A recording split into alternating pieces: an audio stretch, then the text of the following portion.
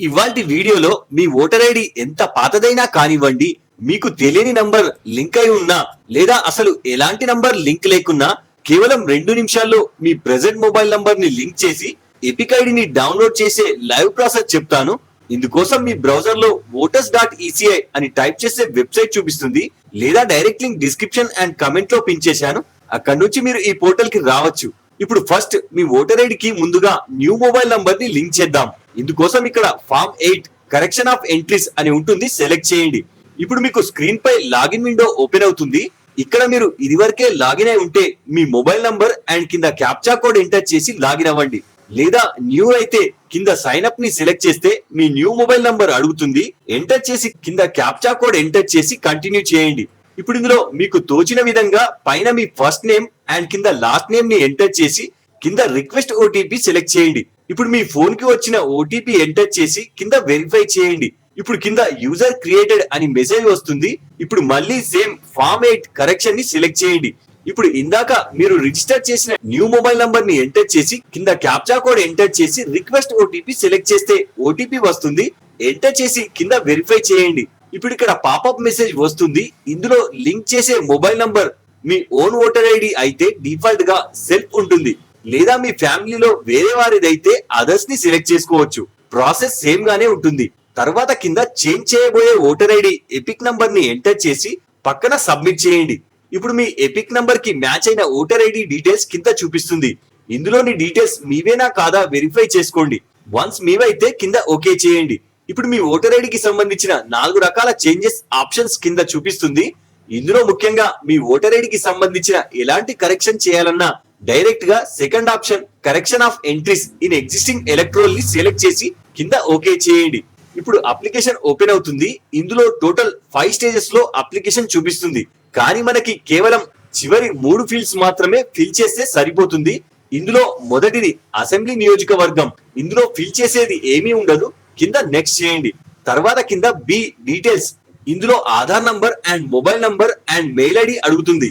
ఇక్కడ మాత్రం ఎట్టి పరిస్థితుల్లో ఎడిట్ చేసి మీ న్యూ మొబైల్ నంబర్ లేదా ఆధార్ నంబర్ ఇవ్వద్దు, మీ అప్లికేషన్ పెండింగ్ లో పడిపోతుంది. కాబట్టి కింద డైరెక్ట్ గా నెక్స్ట్ చేయండి. ఇప్పుడు సి పోర్షన్ లో చివరి part application for correction of entries in existing electoral అని ఉంటుంది. ఇందులో మాత్రం మీకు మీ ఓటర్ ఐడిలో రాంగ్ పడిన ఎలాంటి ఇన్ఫర్మేషన్ అయినా ఇండివిజువల్ గా సెలెక్ట్ చేసి కరెక్షన్ చేసుకోవచ్చు. ఇందులో మాక్సిమం 4 ఆప్షన్ కి సంబంధించిన కరెక్షన్ ఒకేసారి పెట్టుకోవచ్చు. కానీ ఇందులో మొబైల్ నంబర్ తప్ప వేరే అన్నింటికి అప్రూవ్ రావాలంటే బిఏలో వెరిఫై కావాల్సి ఉంటుంది. కేవలం మొబైల్ నంబర్ కి మాత్రం ఎవరి వెరిఫికేషన్ అవసరం లేకుండా సెల్ఫ్ వెరిఫికేషన్ తో వెంటనే అప్రూవ్ చేసుకోవచ్చు. కాబట్టి ఇక్కడ కేవలం మొబైల్ నంబర్ ని సెలెక్ట్ చేస్తున్నా. ఇప్పుడు కింద న్యూ మొబైల్ నంబర్ అడుగుతుంది, ఎంటర్ చేసి పక్కన నెక్స్ట్ చేయండి. ఇప్పుడు డి పోర్షన్ లో ఇక్కడ ప్రెసెంట్ డేట్ జనరేట్ అయి చూపిస్తుంది. పక్కన మీకు తోచిన డిస్ట్రిక్ట్, మండల్ లేదా విలేజ్ నేమ్ ని ఎంటర్ చేసి పక్కన నెక్స్ట్ చేయండి. ఇప్పుడు చివరిగా ఇక్కడ క్యాప్చా కోడ్ ఎంటర్ చేసి పక్కన న్యూ మొబైల్ నంబర్ చూపిస్తుంది. మరొకసారి వెరిఫై చేసుకొని సెండ్ ఓటీపీని సెలెక్ట్ చేస్తే ఓటీపీ వస్తుంది. ఇందులో ఎంటర్ చేసి కింద ప్రివ్యూ అండ్ సబ్మిట్ చేయండి. ఇప్పుడు అప్లికేషన్ రిసిప్ట్ జనరేట్ అయి చూపిస్తుంది. డైరెక్ట్ గా కిందికి స్క్రోల్ చేస్తే ఇక్కడ ఈ సైన్ అండ్ సబ్మిట్ ఆప్షన్ చూపిస్తుంది, సెలెక్ట్ చేయండి. ఇప్పుడు మీ ఓటర్ ఐడికి మీ ఆధార్ నంబర్ తో లింక్ చేయాల్సి ఉంటుంది. ఇందుకోసం ఇక్కడ మీ ఆధార్ నంబర్ ని ఎంటర్ చేసి పక్కన గెట్ ఓటీపీని సెలెక్ట్ చేస్తే ఓటీపీ వస్తుంది. ఎంటర్ చేసి కింద టర్మ్స్ అండ్ కండిషన్స్ ని యాక్సెప్ట్ చేసి సబ్మిట్ చేయండి. ఇప్పుడు once me Aadhaar and voter ఐడిని వెరిఫై చేసుకొని మీ న్యూ మొబైల్ నంబర్ కి change request application reference number generate అయి వచ్చేస్తుంది.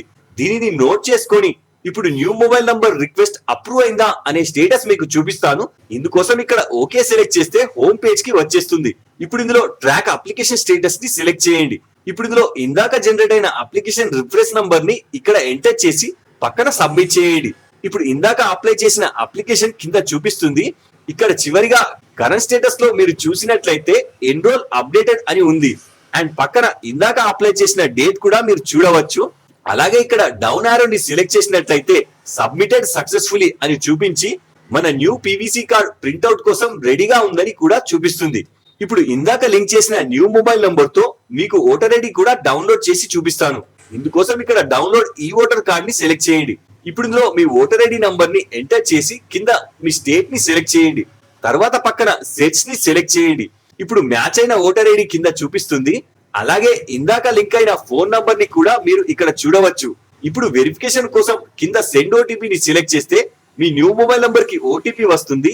ఎంటర్ చేసి వెరిఫై చేయండి. ఇప్పుడు మీ ఓటర్ ఐడి జనరేట్ అయి డౌన్లోడ్ ఈ ఎపిక్ ఆప్షన్ వచ్చేస్తుంది. సెలెక్ట్ చేస్తే digital voter ID PDF download అయి చూపిస్తుంది. దీనిని ఓపెన్ చేస్తే మీ ఓటర్ ఐడి న్యూ స్టైల్లో జనరేట్ అయి చూపిస్తుంది. దీనితో పాటు కింద నెక్స్ట్ ఎలక్షన్ లో మీరు ఓటు వేసే పోలింగ్ బూత్ కూడా ఇక్కడ చూపిస్తుంది. దీనిని డౌన్లోడ్ చేసుకొని జాగ్రత్తగా ఉంచుకోండి. ఈ విధంగా ఎలాంటి ఓటర్ ఐడి అయినా సరే న్యూ మొబైల్ నంబర్ వెంటనే లింక్ చేసి కొత్త ఓటర్ ఐడి డౌన్లోడ్ చేసుకోవచ్చు. ఇలాంటి మరిన్ని అప్డేట్స్ కోసం లైక్ అండ్ సబ్స్క్రైబ్ చేసుకోండి. జై హింద్.